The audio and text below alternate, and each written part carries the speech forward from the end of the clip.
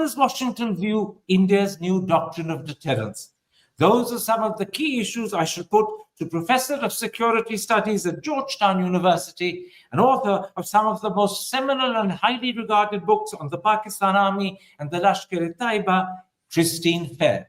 Professor Fair joins us live from Washington, D.C. Professor Fair, let me start with the question that seems to be asked by everyone on both sides of the border.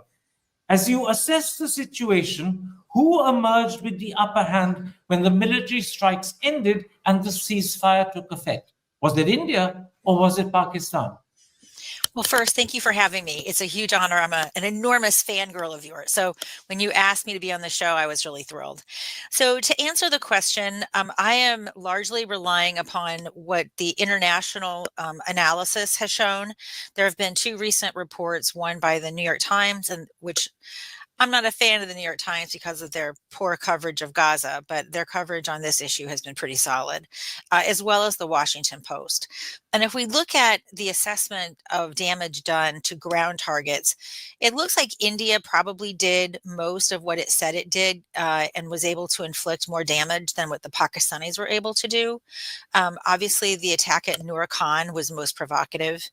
But if we look at the air battle, this is where Pakistan got its pound of flesh. It is 99% certain that India lost 2 aircraft, which were Rafale, and it's very probable India lost up to 5 aircraft.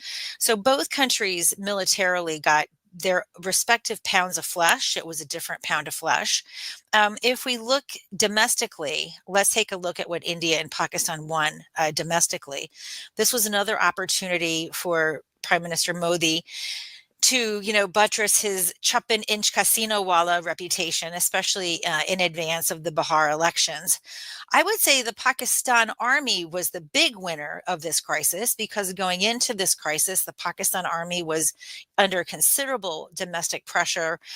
I have my own experience with this. People who had hated me for years because of my position on the Pakistan Army began reaching out to me to say, we hated you, but now you're right. We realized you were right about the Pakistan Army.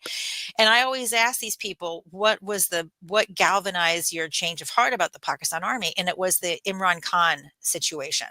So going into this, the Pakistan Army, particularly the Army Chief Munir, was considered a hostile force amongst the Pakistani people. Of course, all of that antipathy has melted away, and the Pakistan Army is where it's always wanted to be.